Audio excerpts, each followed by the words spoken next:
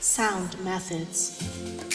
From the 5 foregoing right principles, when they are truly apprehended and practiced, will issue sound methods.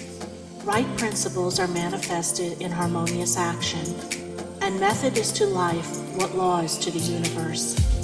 Everywhere in the universe there is the harmonious adjustment of parts, and it is this symmetry and harmony that reveals a cosmos, as distinguished from chaos.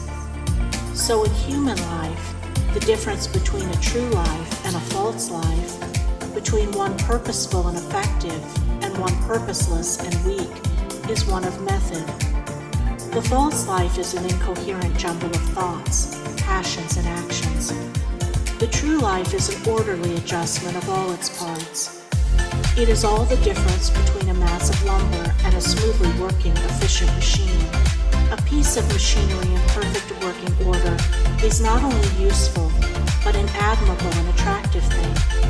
But when its parts are all out of gear and refuse to be readjusted, its usefulness and attractiveness are gone, and it is thrown on the scrap heap. Likewise, a life perfectly adjusted in all its parts, so as to achieve the highest point of efficiency, is not only a powerful life, but an excellent and beautiful thing, whereas a life confused, inconsistent, discordant, is a deplorable exhibition of wasted energy. If a life is to be truly lived, method must enter into and regulate every detail of it, as it enters and regulates every detail of the wondrous universe of which we form a part. One of the most distinguishing differences between a wise man and a foolish man is that the wise man pays careful attention to the smallest things, while the foolish man slurs over them or neglects them altogether. Wisdom consists in maintaining things on their right relations, in keeping all things, the smallest as well as the greatest, in their proper places and times. To violate order is to produce confusion and discord, and unhappiness is but another name for discord. The good businessman knows that system is 3 parts of success, and that disorder means failure. The wise man knows that disciplined, methodical living is 3 parts of happiness, and that looseness means misery. What is a fool but one who thinks carelessly, acts rashly, and lives loosely? What is a wise man but one who thinks carefully, acts calmly, and lives consistently?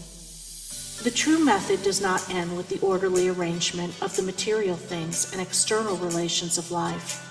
This is but its beginning. It enters into the adjustment of the mind, the discipline of the passions, the elimination and choice of words and speech, the logical arrangement of the thoughts, and the selection of right actions. To achieve a life rendered sound, successful, and sweet by the pursuance of sound methods, one must begin not by neglect of the little everyday things, but by assiduous attention to them. Thus the hour of rising is important, and it's regularly significant, as are also the timing of retiring to rest, and the number of hours given to sleep. Between the regularity and irregularity of meals, and the care and carelessness in which they are eaten, is all the difference between good and bad digestion, with all that this applies, and an irritable or comfortable frame of mind, with its train of good or bad consequences. For attaching to these meal times and meal ways are matters of both physiological and psychological significance.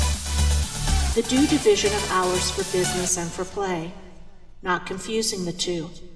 The orderly fitting in of all the details of one's business, times for solitude, for silent thought and for effective action, for eating and for abstinence.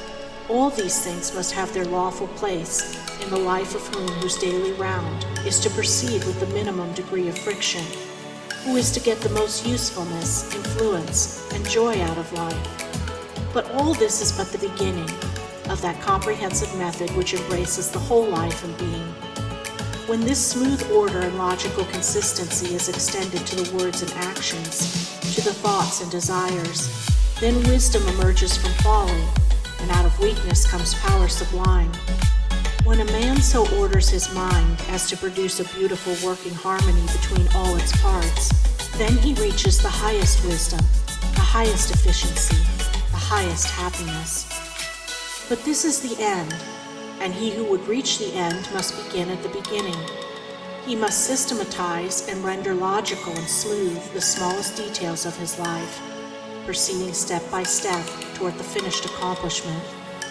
But each step will yield its own particular measure of strength and gladness. To sum it up, method produces that smoothness which goes with strength and efficiency. Discipline is method applied to the mind. It produces that calmness which goes with power and happiness. Method is working by rule. Discipline is living by rule. But working and living are not separate. They are but two aspects of character, of life. Therefore, be orderly in work, be accurate in speech, be logical in thought. Between these and slovenliness, inaccuracy and confusion, is the difference between success and failure, music and discord, happiness and misery. The adoption of sound methods of working, acting, thinking, in a word, of living, is the surest and safest foundation for sound health, sound success, sound peace of mind. The foundation of unsound methods will be found to be unstable and to yield fear and unrest even when it appears to succeed, and when its time of failure comes, it is grievous indeed. End of chapter 2.